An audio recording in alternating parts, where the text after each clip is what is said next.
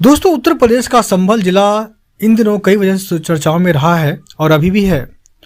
पहले शाही जामा मस्जिद सर्वे और उसके बाद जो हिंसा हुई थी उसके कारण चर्चा में था।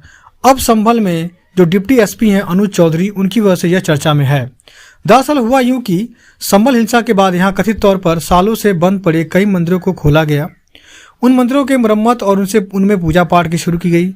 नए साल के मौके पर संभल के खग्गू सराय इलाके में कार्तिकेय महादेव मंदिर की रथ यात्रा निकाली गई थी।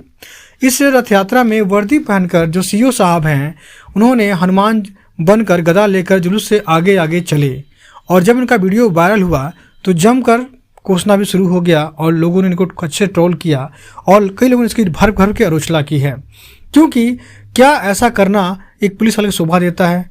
क्या यह एक धर्म विशेष को बढ़ावा देता है?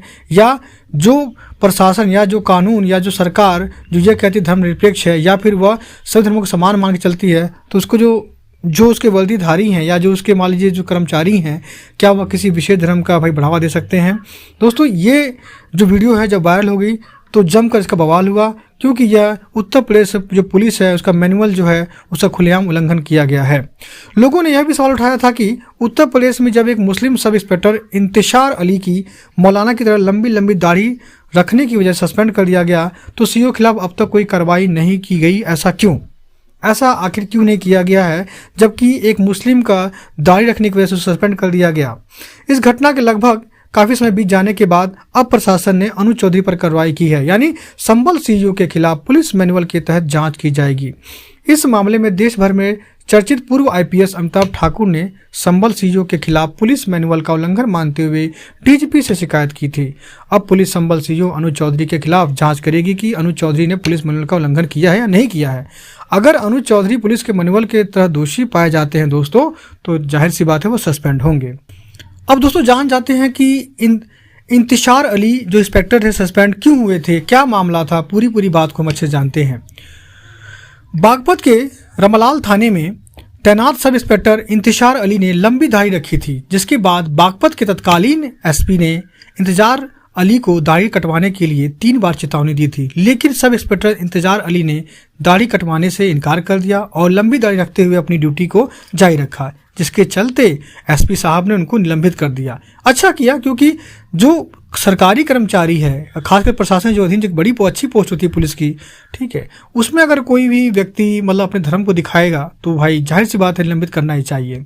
अब दोस्तों जानते हैं कि उत्तर प्रदेश का जो पुलिस मैनुअल है या कानून नियम है क्या कहता है।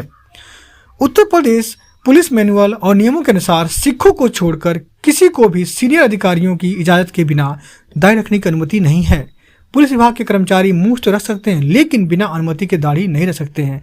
सिर्फ सिख समुदाय के लोग ही बिना अनुमति के दाढ़ी रख सकते हैं, जबकि सिख धर्म के अलावा किसी अन्य धर्म को मानने वाला व्यक्ति अगर ऐसा करता है तो उसे विभाग से अनुमति लेनी पड़ेगी। इसी तरह किसी भी पुलिसकर्मी को अपनी धार्मिक पहचान बताने पर भी प्रतिबंध रखा गया है। देखिए साफ साफ ये कानून कह रहा है कि पुलिसकर्मी को धार्मिक पहचान बताने पर भी साफ साफ प्रतिबंधित किया गया है।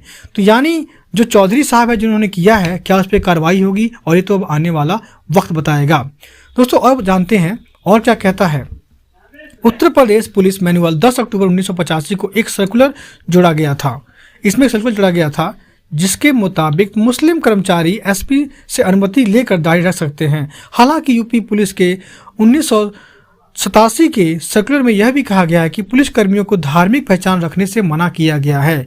तो दोस्तों कानून साफ साफ है, दिया गया है, डिटेल में हमने पढ़ भी लिया है और हमने ये भी जाना है कि जो 10 अक्टूबर 1985 को जो सर्कुलर है उसमें क्या क्या कहा गया था, और हमने ये भी जान लिया है कि 1987 का जो नियम है वो क्या कहता है। तो दोस्तों दोनों के हिसाब से यह कह रहा है कि आप धार्मिक पहचान आप नहीं दिखा सकते हैं, आपको छुपा के रखने पड़ेगा, क्योंकि आप भारत सरकार हैं, भारत सरकार सबकी है, सभी जाति धर्मों की है, चाहे वो किसी धर्म या जाति का हो। आप उसमें आप किसी एक धर्म जाति विशेष को लेकर नहीं चल सकते हैं, क्योंकि देश में संविधान चलता है। लोग बार बार कहते हैं कि संविधान की क्यों दुहाई दी जाती है। दोस्तों संविधान की दुहाई देना इसलिए कहा जाता है क्योंकि संविधान ही है जिसकी वजह से ये देश जो 75 साल से अब तक बहुत अच्छे तरीके से चल रहा है। कुछ लोग बोलते हैं 75 साल से कुछ नहीं हुआ, कुछ क्या हुआ, तो उन लोगों को देखना चाहिए कि जब देश आज़ाद हुआ था तब आपके पास क्या था, और जब आज देश जो पहुंच गया आपके पास क्या है, और पाकिस्तान भी उस टाइम आज़ाद हुआ था वो कहाँ पर है और आप कहाँ पर है। अगर हमारे पास खूबसूरत संविधान ना होता तो हम ऐसा नहीं कर पाते। दोस्तों कुछ लोगों को बार बार सवाल होता है कि हम संविधान की, कोई लोग संविधान की बार बार व्याख्या करते हैं, बार बार हर एक वीडियो में संविधान की बात बताई जाती है।